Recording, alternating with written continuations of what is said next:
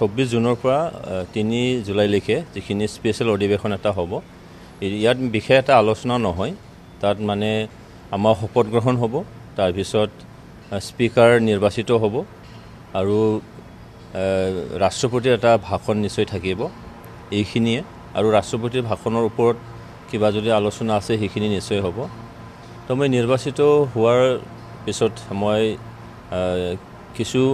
সমষ্টিৰ উন্নয়নৰ কাৰণে সমষ্টিৰ বিকাশৰ কাৰণে কিছু মানে কথা ভাবি থৈছোঁ এটাটো হ'ল কি আপোনালোকে আমি সবেই জানে যে কোকৰাঝাৰ এটা উত্তপ্ত এটা অঞ্চল আছিলে আৰু যোৱা 10টা বছৰে ইয়াত মানে জাতি জনগোষ্ঠীৰ মাজত আস্থা বিশ্বাসটো নোহোৱা এটা পৰিৱেশ নিশ্চয় আছিলে কিন্তু প্ৰমোদ বড়ো ডাঙৰীয়া আমাৰ সভাপতি তেখেত হোৱাৰ পিছত অসমত ডক্টৰ হিমন্ত বিশ্ব শৰ্মা ডাঙৰীয়া মুখ্যমন্ত্ৰী হোৱাৰ পিছত আৰু কেন্দ্ৰত যিটো নৰেন্দ্ৰ মোদী ডাঙৰীয়া আৰু অমিত শ্বাহ ডাঙৰীয়া তেখেতসকলৰ আশীৰ্বাদত মাৰ্গদৰ্শনত এই কোকৰাঝাৰ অঞ্চলখন শান্ত এটা অঞ্চল হৈ গ'ল এটা উন্নয়নৰ ধাৰাটো নিশ্চয়কৈ হ'বলৈ ধৰিছে আৰু জাতি জনগোষ্ঠীৰ মাজত আস্থা বিশ্বাস এইবিলাক নিশ্চয় জন্মিছে আৰু সেইখিনি নিশ্চয়কৈ আগলৈ লৈ যাব লাগিব চিৰস্থায়ী যাতে হ'ব পাৰে তাৰপিছতেই আমি সকলোৱে জানো যে কোকৰাঝাৰ বা বিটিআৰ অঞ্চল গোটেইখিনি আমাৰ ভূটান ৰাষ্ট্ৰৰ নামনিত আছে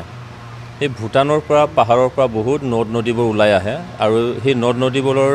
কেৰেক্টাৰ সেইটো মানে উজনি অসমৰ নদীৰ কেৰেক্টাৰতকৈ অলপ বেলেগ কাৰণ ইয়াৰ মানে খৰস্ৰোতা হয় নদীটো যাৰ কাৰণে বহু মাটি বাৰীবোৰ ভাঙি একেবাৰে চুৰমাৰ কৰি দিয়ে ধন সম্পত্তিবোৰ একেবাৰে বিনষ্ট কৰি দিয়ে সেই মানে পাৰ ভাঙাটো কেনেকৈ ৰোধ কৰিব পৰা যায় এইটো এটা ডাঙৰ এটা চেলেঞ্জ হয় বিধানসভাটো মই ইয়াৰ কাৰণে বহুত লাগি গৈছিলোঁ কিছু কাম নিশ্চয়কৈ কৰিব পাৰিছোঁ বহুখিনি নিশ্চয়কৈ আছে আৰু মই আপোনালোকৰ মিডিয়া যোগেদি জনাব বিচাৰিছোঁ বিটিআৰ চুক্তিৰ এটা দপা আছে যে নদীবোৰৰ পাৰটো মানে প্ৰটেকশ্যন দিয়া এটা এইখিনি এতিয়ালৈকে কাৰ্যকৰী হোৱাগৈ নাই নিশ্চয়কৈ সেইখিনি কৰিব লাগিব ইয়াৰ লগতে বিটিআৰ চুক্তিৰ কিছু দপাবোৰ আৰু কৰিবলৈ বাকী আছে মই আশাবাদী যে নৰেন্দ্ৰ মোদী ডাঙৰীয়া বা অমিত শ্বাহ ডাঙৰীয়া তেখেতসকলে বিটিআৰ চুক্তিটো এটা গোটেই ভাৰতবৰ্ষতে এটা মডেল চুক্তি বুলি কোৱা হৈছিলে আৰু তেখেতসকলে বিভিন্ন মিটিঙে মিটিঙে সভাই ইয়াৰ বিষয়ে কৈছিলে তাৰ কাৰণে মই আশাবাদী যে তৃতীয়বাৰৰ কাৰণে প্ৰধানমন্ত্ৰী হৈ গ'ল হোম মিনিষ্টাৰ একেই থাকিলে সেই বিটিআৰ চুক্তিৰ যিখিনি দপা নিশ্চয়কৈ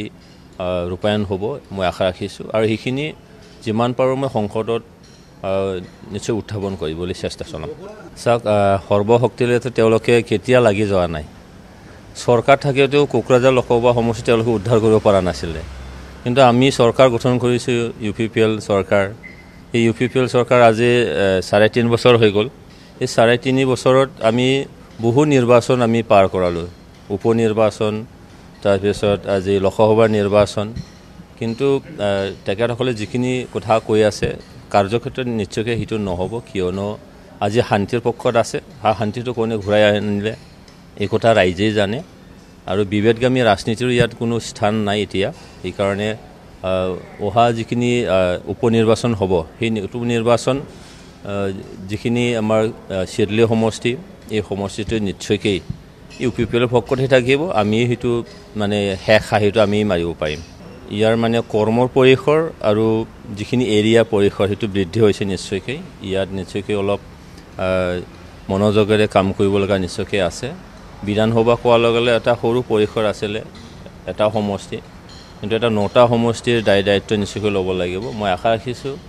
আমাৰ জনসাধাৰণো যেনেকৈ নিশ্চয়কৈ আগুৱাই আহিব আৰু দলৰ যিখিনি কৰ্মকৰ্তাসকল আছে নিশ্চয়কৈ ইয়াৰ দ্বাৰা সমস্যাখিনি অতি শীঘ্ৰেই আৰু আকৌ এটা সমাধান কৰাৰ নিশ্চয়কৈ এটা উপায় অৱলম্বন কৰিব পাৰিম সেইটোকে মই আশা ৰাখিছোঁ